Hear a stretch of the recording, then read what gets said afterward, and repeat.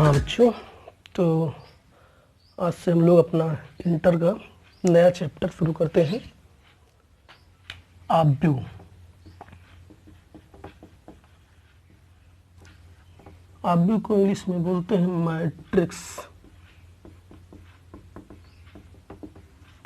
क्या बोलते हैं? आव्यूह को मैट्रिक्स बोलते हैं।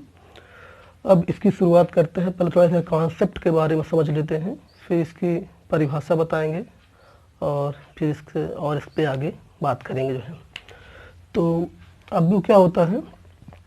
आव्यूह एक तरह का अरेंजमेंट होता है। अरेंजमेंट या कहें कि ये व्यवस्था होती है जिसमें हम कुछ अवयवों को एक आयताकार सारणी के अंदर कुछ पंक्तियों और कुछ स्तंभों के रूप में लिखा जाता है। अब यहाँ पर एक शब्द आया आयताकार सारणी। तो सबसे पहले हम आप लोगों को ये बता दें कि आयताकार सारणी होती क्या है। तो आयताकार सारणी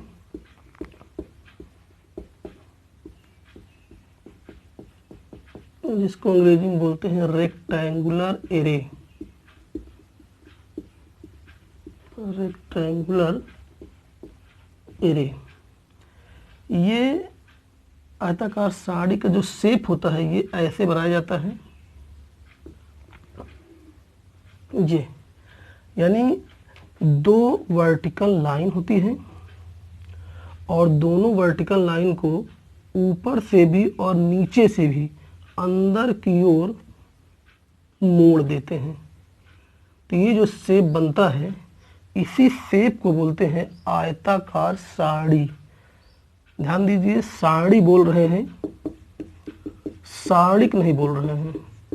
सारणिक एक चैप्टर है, अगले चैप्टर में आएगा, इसी इंटर कॉलेज में ही आप लोग के सिलेबस में ही है सारणिक, जिसको अंग्रेजी में बोलते हैं डिटरमिनेंट। क्या बोलते हैं? डिटरमिनेंट। तो ये सारणिक अलग है, तो दोनों में कंफ्यूज नहीं होना है। सारणी अलग होता है और सारणिक अलग होता है। सारणी को अंग्रेजी में बोलते हैं रेक्टेंगुलर एरे और सारणिक को बोलते हैं डिटरमिनेंट। आयताकार सारणी अर्थात रेक्टेंगुलर एरे सिर्फ एक शेप है, यानी दो लाइन को हम अंदर की ओर अगर मोड़ दें तो जो शेप बनता है उसको बोलते हैं आयताकार सारणी। और जो सारणिक की बात कर रहे हैं वो एक पूरा एक चैप्टर है, आव्यूह से ही संबंधित है, उसको हम अगले चैप्टर में उसको अध्ययन करेंगे। तो आप लोगों को आयताकार सारणी समझ में आ गई होगी। सिंपल सी बात, दो वर्टिकल लाइन को अंदर की ओर मोड़ दें तो जो आकृति तैयार होती है उसको बोलते हैं आयताकार सारणी। अब हम बात करने जा रहे हैं आव्यूह की। तो आव्यूह की परिभाषा की बात करने जा रहे हैं। परिभाषा क्या होती है? देखिए,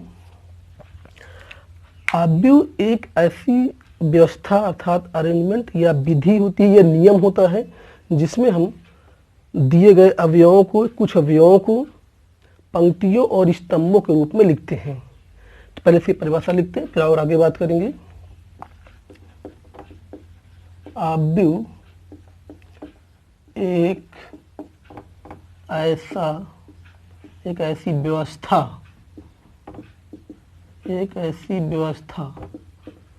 अरेंजमेंट। आव्यूह एक ऐसी व्यवस्था अरेंजमेंट या विधि होती है जिसमें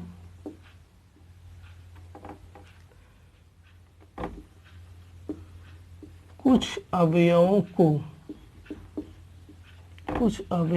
को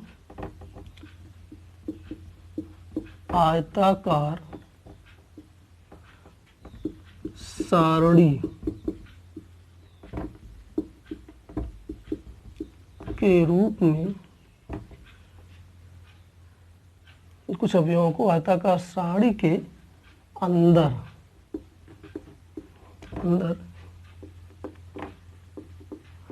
पंक्तियों तथा स्तंभों के रूप में लिखा जाता है। तो ये जो हमने परिभाषा लिखा, एक तरह से कह सकते हैं कि सामान्य बोलचाल की परिभाषा है। लेकिन अगर आपको मान लीजिए लिखना ही पड़े, कहीं एग्जाम में आ जाए, तो उस परिभाषा को आप मैथमेटिकली अच्छे ढंग से कैसे लिखेंगे, चलिए उसको हम लिख देते हैं।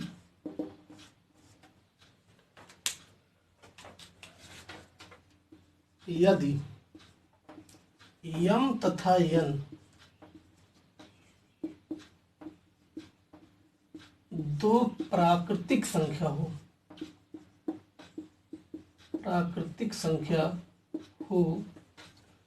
तो यम गुणे यन अवयवों को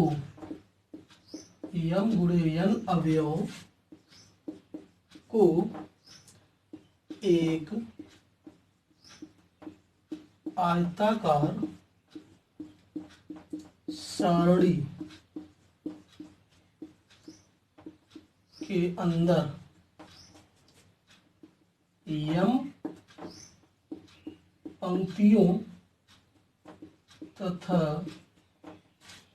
यन स्तंभों के रूप में, यदि यम तथा यन दो प्राकृतिक संख्या हो तो m गुणे n अवयवों को एक आयताकार सारणी के अंदर m पंक्तियों तथा n स्तंभों के रूप में लिखने की विधि या व्यवस्था को आव्यूह कहते हैं। ध्यान दीजिए, यहाँ पे दो तीन बातें इंपॉर्टेंट है। सबसे पहली बात तो ये है कि यम और यन ये दोनों क्या होने चाहिए, प्राकृतिक संख्या होने चाहिए। Very important. प्राकृतिक संख्या आप लोग जानते हैं, एक से स्टार्ट होता है, 1 2 3 4 एंड सो ऑन। ये सब क्या होती है, प्राकृतिक संख्याएं होती है। इसको आप लोग हाई स्कूल या इससे पहले भी कक्षाओं में पढ़ चुके हैं, ये कोई नई बात नहीं है। तो सबसे इंपॉर्टेंट बात है कि यम तथा यन दोनों प्राकृतिक संख्याएं होनी चाहिए। और उसके बाद कितने अवयव हैं, अवयवों की संख्या है m गुणे n, यानी कुल इतने अवयव हैं। और इन अवयवों को कहाँ पे लिखना है, आयताकार सारणी के अंदर। कैसे लिखना है, उसमें m पंक्ति होनी चाहिए और n स्तंभ, यानी पंक्तियों की संख्या m है और स्तंभों की संख्या n है। तो इस रूप में अगर हम कोई व्यवस्था करते हैं तो उसी व्यवस्था को बोलते हैं आव्यूह। उसी व्यवस्था को क्या बोलते हैं, आव्यूह। ठीक है, यहाँ पे दो शब्द आए हैं, एक पंक्ति है और एक स्तंभ। अब हम आप लोगों को अलग से समझाते हैं कि पंक्ति किसे कहते हैं, अर्थात पंक्ति कैसी होती है और स्तंभ कैसी होती है। तो पंक्ति को अंग्रेजी में बोलते हैं रो, जो कि हॉरिजॉन्टल यानी क्षैतिज आकार की होती हैं, यानी बाएं से दाएं चलने पर या दाएं से बाएं आने पर जो इस शेप में होती हैं, इसको बोलते हैं पंक्ति। या तो बाएं से दाएं की ओर मूव करें या दाएं से बाएं की ओर आए, अर्थात क्षैतिज लाइन जो होती हैं उसको बोलते हैं पंक्ति। और स्तंभ को अंग्रेजी में बोलते हैं कॉलम। कॉलम क्या होता है, ये ऊर्ध्वाधर लाइन के लाइन चलने पर प्राप्त होती है, यानी ऊपर से नीचे या नीचे से ऊपर की ओर जाएं तो जो भी लाइन प्राप्त होगी, जो भी शेप प्राप्त होगा, उसको स्तंभ बोलते हैं। तात्पर्य यह है कि पंक्ति क्षैतिज होती है और स्तंभ ऊर्ध्वाधर होता है। ठीक है, ये हो गई पंक्ति और स्तंभ। इसको नोट करना हो नोट कर लीजिएगा आप लोग। और इसके बाद हम एक एग्जांपल लेके समझाते हैं आप लोग को।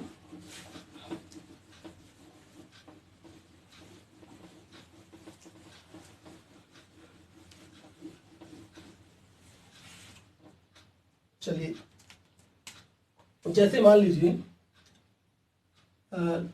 2x2, यानी एक हम बनाने जा रहे हैं एग्जाम्पल आव्यूह का, जिसमें 4 अवयव हों। 2 क्रॉस 2 का मतलब 4, यानी 4 अवयव होना चाहिए। अवयवों की संख्या इसमें 4 होगी। और जो पहली अंक है, जैसे हमने वहाँ पर m गुणे n लिया था, तो m गुणे n में हमने पहली संख्या को बोला था पंक्तियों की संख्या, और दूसरे क्या बोला था, स्तंभों की संख्या। उसी प्रकार यहाँ पर ये पहली संख्या जो होगी वो पंक्ति हो जाएगी, और दूसरा क्या हो जाएगा, स्तंभ हो जाएगा। यानी कुल मिला के हमें 4 अवयव लेना होगा, और 4 अवयव को कहाँ रखेंगे, एक आयताकार सारणी के अंदर रखेंगे। ये आयताकार सारणी के अंदर रखेंगे जो है। अब वे 4 अवयव आप चाहे कुछ भी ले सकते हैं, चाहे कोई प्राकृतिक संख्या ले लीजिए, या कोई ऐसे ही अचर राशि में A1 A2 A3 कुछ भी ले सकते हैं। तो मान लो फॉर एग्जांपल हम 4 अवयव ले रहे हैं, 1 2 3 4 ले रहे हैं। अब इन चारों अवयवों को हमें इसके अंदर रखना है। कैसे रखेंगे, 2 पंक्ति बनना चाहिए, 2 स्तंभ बनना चाहिए। तो मान लीजिए हम इसको 1 यहाँ लिख दे रहे हैं, 2 यहाँ लिख दे रहे हैं, 3 यहाँ, 4 यहाँ। अब यहाँ पे देखिए ये 4 अवयव हैं, और इस 4 अवयव में 2 पंक्ति, एक पंक्ति देखिए ये है, ये इसको बोलेंगे पहली पंक्ति, पहली पंक्ति। और एक पंक्ति ये है, इसको बोलेंगे दूसरी पंक्ति, यानी हॉरिजॉन्टल ये भी है, हॉरिजॉन्टल ये भी है। इसी तरह हम स्तंभ की बात करें तो ये स्तंभ, एक ये वर्टिकल शेप, ये एक स्तंभ ये हो जाएगा, और एक स्तंभ ये हो जाएगा। तो इसको बोलेंगे पहला स्तंभ, और ये हो जाएगा दूसरा स्तंभ। ठीक है। इसी तरह 2 क्रॉस 3 का भी एग्जाम्पल बना सकते हैं। इसमें 6 अवयव लेंगे, 6 अवयव लिया जाएगा, और 2 पंक्ति बनेगी। एक पंक्ति ऐसे बनेगी, एक पंक्ति ऐसे बन जाएगी, और 3 स्तंभ बनेगा, एक स्तंभ, 2 स्तंभ, 3 स्तंभ। तो कहने का मतलब ये है कि जब 2 पंक्ति और 3 स्तंभ बनेंगे तो एक एलिमेंट आपको यहाँ पे लिखना होगा, एक एलिमेंट यहाँ पे लिखना होगा, एक एलिमेंट यहाँ पे लिखना होगा, एक एलिमेंट यहाँ पर, एक एलिमेंट यहाँ पर, एक एलिमेंट यहाँ पर। ये जो हमने बिंदु के रूप में 6 स्पॉट बनाए हैं, तो इन्हीं 6 जगहों पर आप कोई भी अंक लिख दीजिए, तो ये क्या बन जाएगा, 2 क्रॉस 3 का आव्यूह बन जाएगा। 2 क्रॉस 3 की आव्यूह तैयार हो जाएगी। ठीक है, ये तो हो गया एक बनाने का तरीका, एग्जाम्पल। अब कुछ और बातें इसी परिभाषा में ही नोट करके हम लिखवा देते हैं।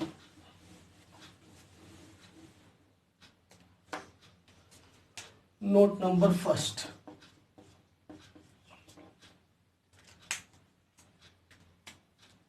यदि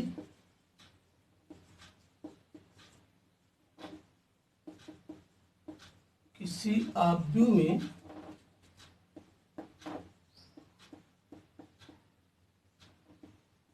पंक्तियों की संख्या बराबर m हो, और स्तंभों की संख्या बराबर n, तो ध्यान दीजिएगा, अगर m पंक्ति है और n स्तंभ है, तो m क्रॉस n को आव्यूह की कोटि, आव्यूह की कोटि अंग्रेजी में इसको बोलते हैं order of matrix, order of matrix. तो m क्रॉस n को आव्यूह की कोटि कहते हैं।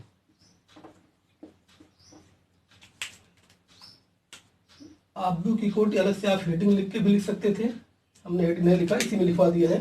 m क्रॉस n को आव्यूह की कोटि कहते हैं। ध्यान दीजिएगा, इसको गुणा नहीं करना है, m क्रॉस n को गुणा नहीं करना है, सिर्फ m क्रॉस n के रूप में लिख के छोड़ देना है। ठीक है। और ये जो कोटि होती है, जिसे आयताकार, जो कोटि होती है हम बताने जा रहे हैं, कोटि को लिखते कहाँ है, तो इसे लिखते कहाँ, आयताकार सारणी के दाहिनी तरफ निचले कोने पर लिखा जाता है। ठीक है, यम क्रॉस एन को क्या बोलते हैं? आव्यूह की कोटि बोलते हैं। और उस कोटि को लिखते कहाँ है? आयताकार सारणी जो बनाते हैं आप लोग, जैसे आयताकार सारणी है, आयताकार सारणी का दाहिना तरफ ये दाहिना तरफ और निचला कोना ये, यानी यहीं पर ये इस जगह पर आयताकार इसकी आव्यूह की कोटि यहाँ पर लिखी जाती है। ठीक है, नोट नंबर 2, ये जो m क्रॉस n है, अगर हम m क्रॉस n में m तथा n को गुणा कर दें, यदि m क्रॉस n का मान ज्ञात कर लिया जाए, मान ज्ञात कर लिया जाए तो प्राप्त गुणनफल आव्यूह में अवयवों की संख्या को प्रदर्शित करती है। ठीक है, ध्यान दीजिएगा, दो बातें हैं, m क्रॉस n यहाँ भी लिखा, m क्रॉस n यहाँ भी लिखा है, लेकिन आपको कंफ्यूज नहीं होना है। यहाँ पर m क्रॉस n को पूरा कंप्लीट गुणा करना है, अगर अवयवों की संख्या निकालना है तो गुणा करना पड़ेगा, लेकिन अगर सिर्फ कोटि बताना है तो बस इसी रूप में लिख के छोड़ देना है। जैसे मान लीजिए फॉर एग्जाम्पल, अगर किसी आव्यूह में 2 पंक्ति है और स्तंभ 3 है, अगर आपसे सिर्फ कोटि पूछे कि आव्यूह की कोटि बताइए, तो यहाँ पे देखिए सबसे पहले हमने क्या लिखा है? पंक्ति, फिर क्रॉस का चिन्ह बनाए, फिर लिखे स्तंभ। तो सेम टू सेम पहले आप लिखिए पंक्ति और फिर स्तंभ और बीच में गुणे का चिन्ह बना दीजिए, ये आपका हो जाएगा आव्यूह की कोटि हो जाएगी। 2 क्रॉस 3, ध्यान दीजिएगा 2 क्रॉस 3 को 6 नहीं लिखेंगे, यहाँ पर अक्सर गलती हो जाती है। 2 क्रॉस 3 को 6 नहीं लिखेंगे, अगर गुणा कर दोगे तो वो क्या बन जाएगा? अवयवों की संख्या बन जाएगी। अगर अवयवों की संख्या पूछता है तब इसको गुणा कर देंगे, ये हो जाएगा अवयवों की संख्या हो जाएगी और ये कोटि। तो कोटि और अवयवों की संख्या में अंतर समझ आ गया। गुणा कर देंगे, किसको गुणा कर देंगे? पंक्ति और स्तंभ, पंक्ति और स्तंभ को गुणा कर देंगे तो क्या मिल जाएगा? अवयवों की संख्या मिल जाएगी, और सिर्फ गुणा के रूप में लिख के छोड़ देंगे तो कोटि बन जाती है। ठीक है, अब देखिए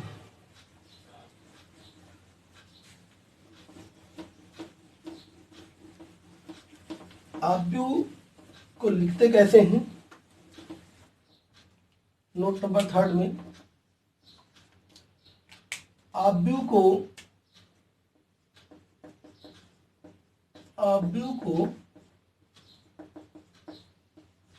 अंग्रेजी के बड़े अक्षर यानी कैपिटल लेटर, बड़े अक्षरों द्वारा तथा उनके अवयवों को संगत छोटे स्मॉल लेटर, छोटे अक्षरों द्वारा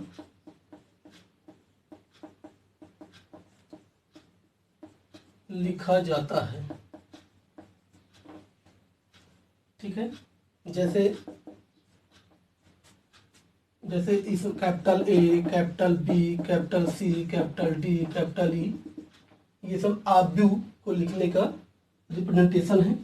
और अगर अवयवों को लिखना है, ये आव्यूह के लिए है, आव्यूह के लिए। और अगर मान लीजिए अवयवों को लिखना है तो छोटे अक्षरों द्वारा, जैसे स्मॉल ए, स्मॉल बी, स्मॉल सी, ये सब अवयवों के लिए होता है।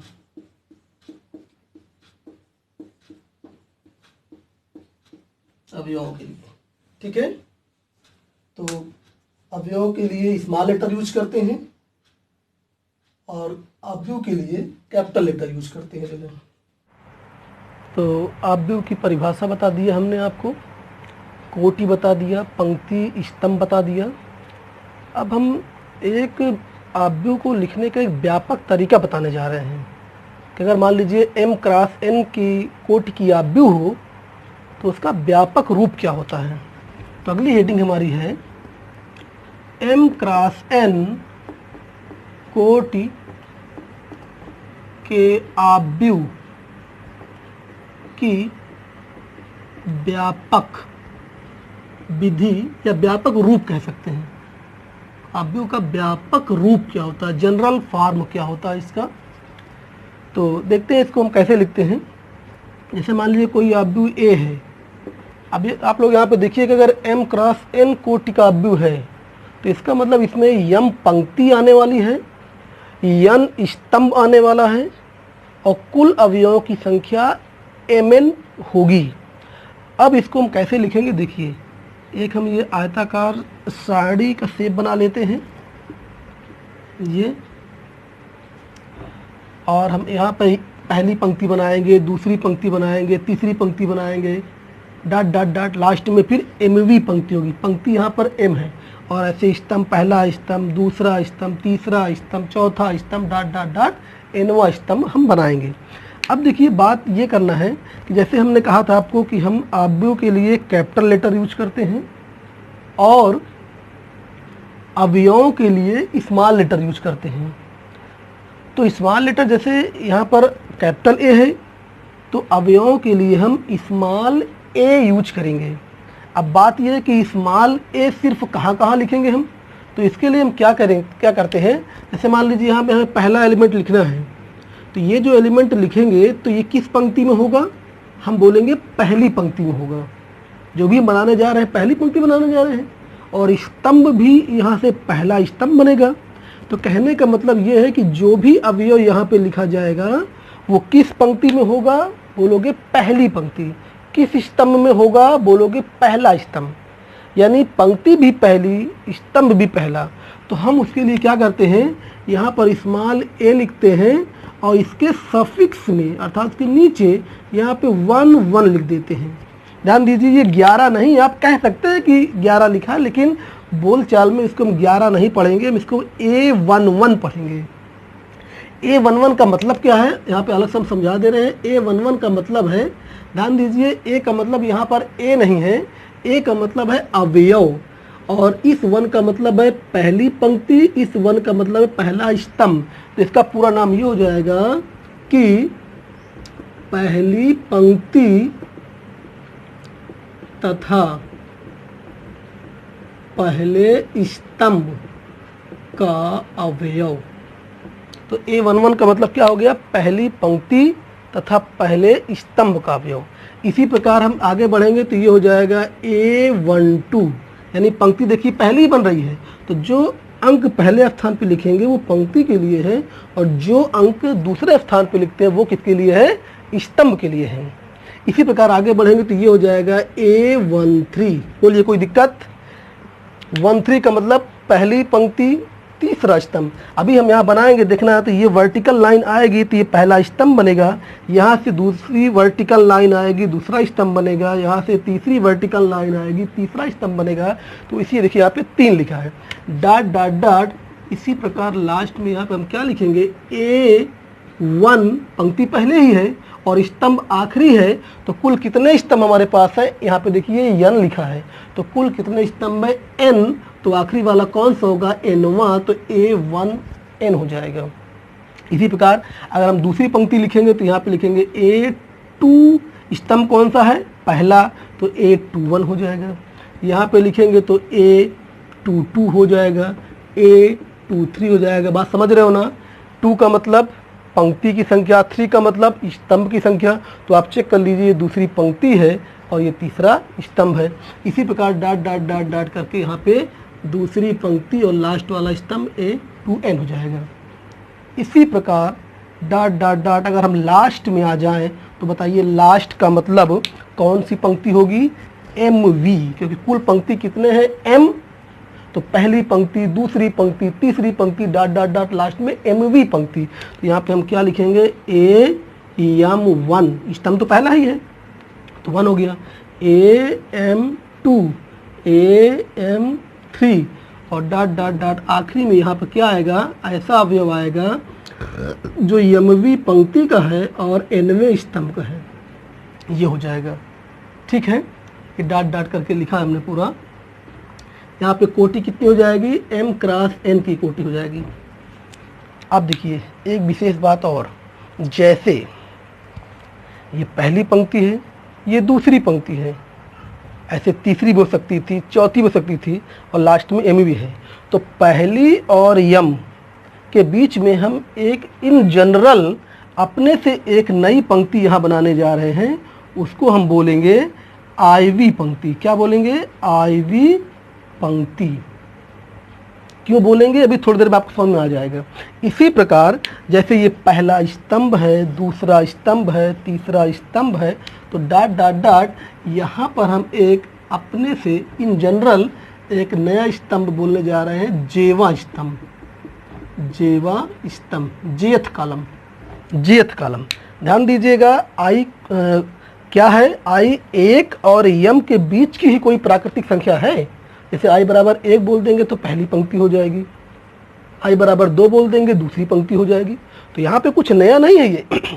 इसी प्रकार जे क्या है, जे भी क्या है, 1 और n। जे यहाँ पर क्या है, 1 और n के बीच की प्राकृतिक संख्या है। आई क्या है, 1 और m के बीच की प्राकृतिक संख्या है। ठीक है, तो हम इसको क्यों लिए जरा देखिएगा। अगर हम इस पे यहाँ पे आईवी पंक्ति लिखना चाहते हैं तो बताइए, अगर ये पंक्ति आईवी है, स्तंभ तो पहला ही है, तो यहाँ पर हम AI1 लिख सकते हैं कि नहीं।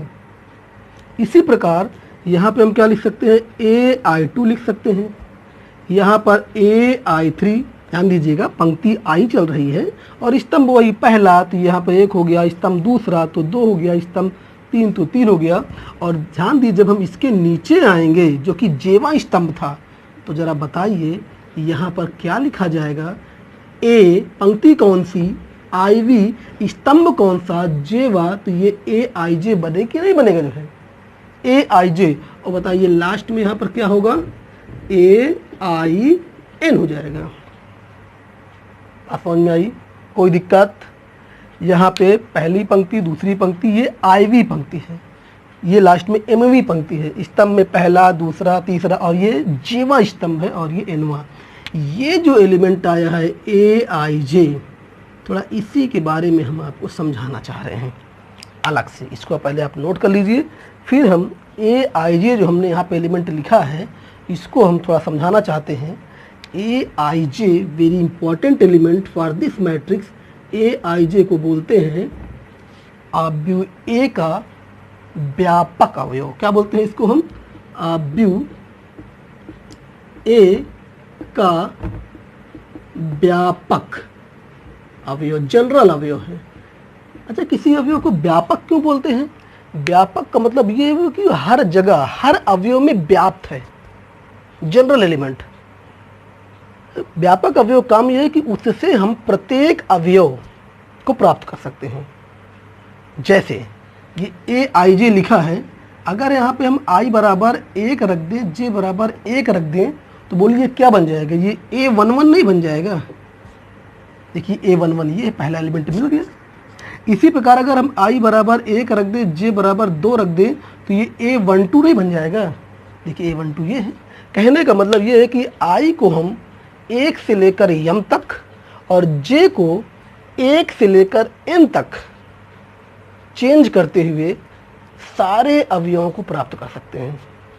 इसका मतलब ये AIJ इस अवयव A के लिए व्यापक अवयव है। इसको नोट कर लीजिए, फिर और आगे देखते हैं। अब देखिए,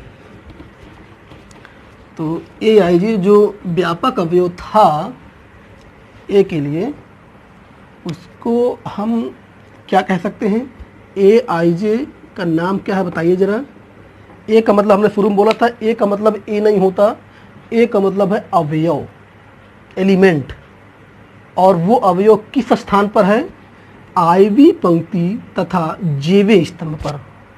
तो इसको हम क्या बोल सकते हैं, आईवी, या इसको आयत पंक्ति तथा जेयथ यानी जेवा स्तंभ, आईवी पंक्ति तथा जेव स्तंभ का अवयव है ये जानना बहुत जरूरी है।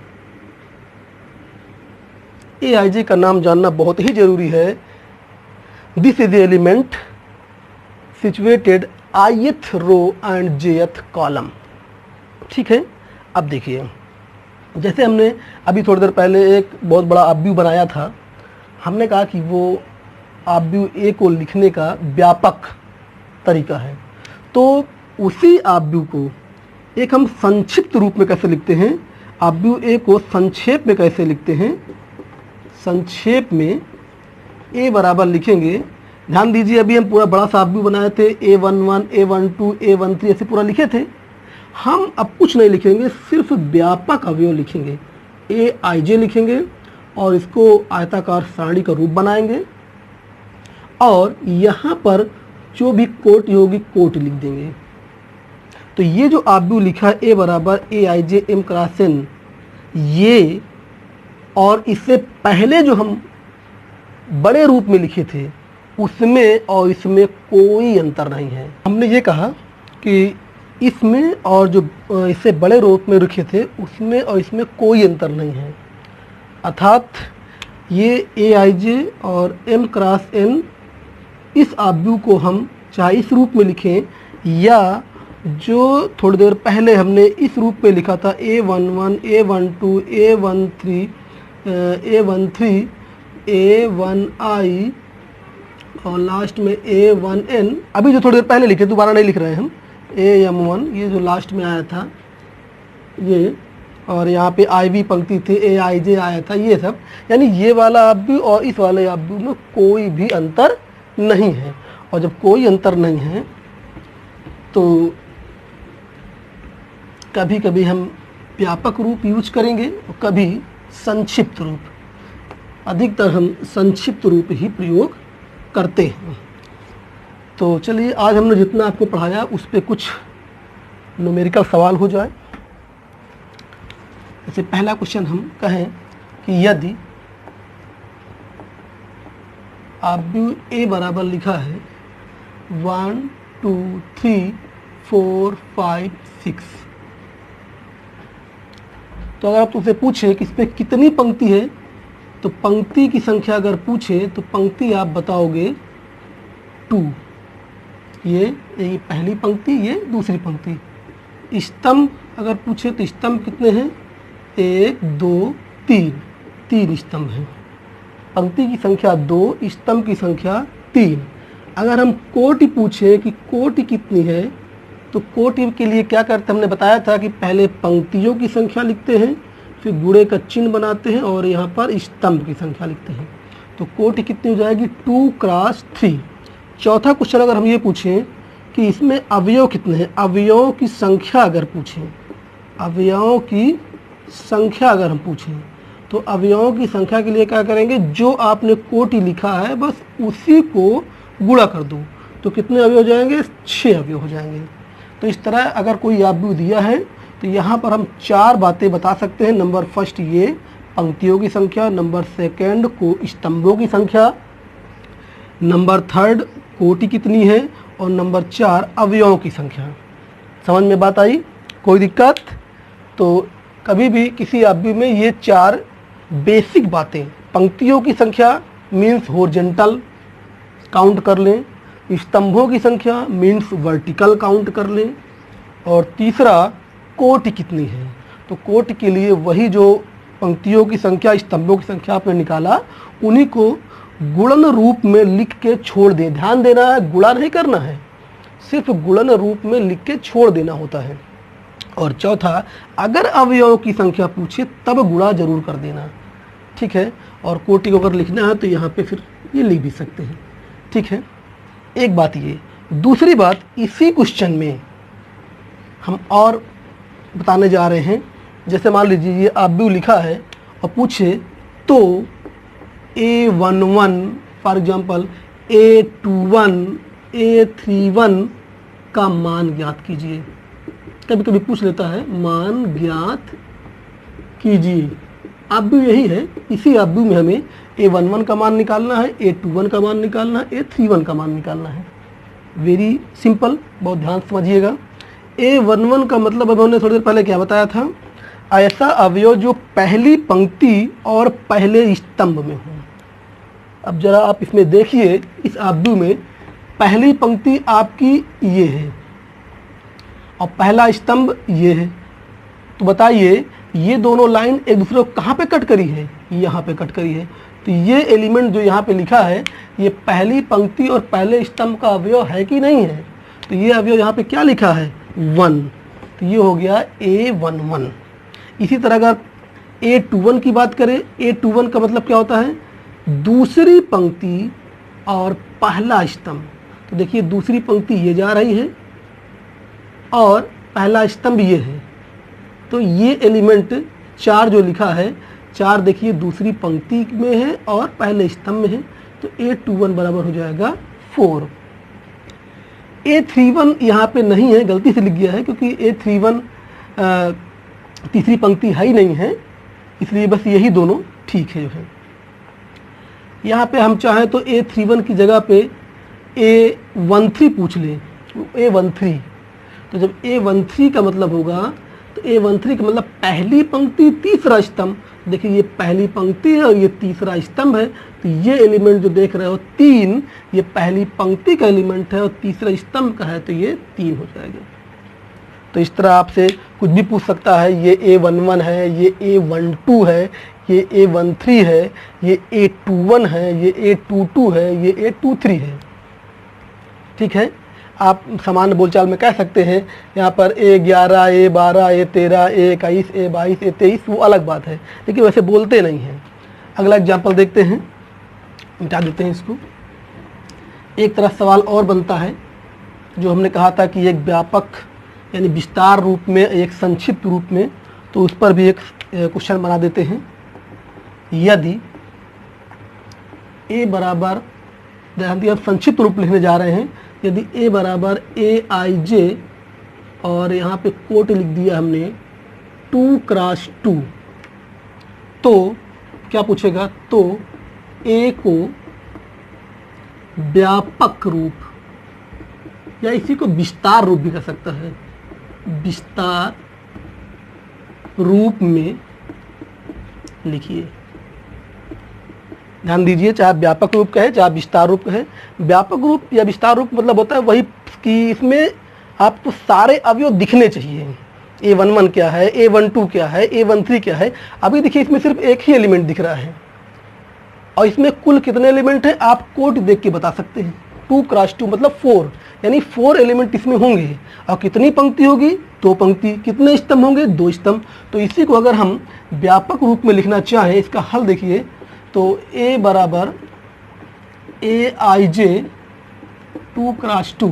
तो व्यापक रूप में लिखने के लिए क्या करेंगे, देखिए कोटि कितनी है, 2x2, यानी 4 एलिमेंट होंगे, 2 पंक्ति होंगे, 2 स्तंभ होंगे। तो जब 2 पंक्ति होंगे तो एक एलिमेंट आपको यहाँ मिलेगा, एक एलिमेंट यहाँ मिलेगा, एक एलिमेंट यहाँ मिलेगा, एक एलिमेंट यहाँ मिलेगा।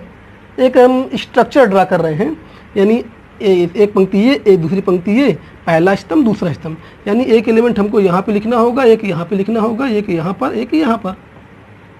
Very simple. कैसे, देखिए जब यहाँ पे लिखेंगे तो पहली पंक्ति है, पहला स्तंभ है, यानी पंक्ति की संख्या 1, स्तंभ की संख्या 1, ये क्या हो जाएगा, यहाँ पर हो जाएगा A11 हो जाएगा। यहाँ पर आएंगे, ये पंक्ति पहली है, स्तंभ दूसरा है, तो A12 हो जाएगा।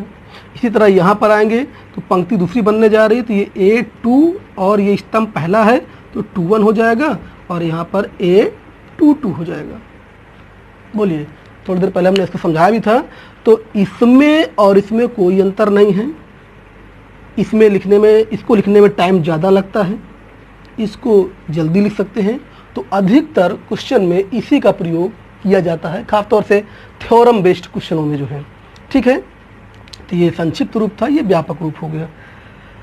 तो आज की क्लास यहीं पे ख़त्म करते हैं, और आप लोग इसको ध्यान से देखिए, समझिए, और जो भी प्रॉब्लम हो कमेंट करके आप पूछ सकते हैं। और अगर ये हमारा वीडियो आपको अच्छा लगे तो अपने दोस्तों में इसको शेयर भी करिए, लाइक करिए, और सब्सक्राइब भी करिए जो है। धन्यवाद।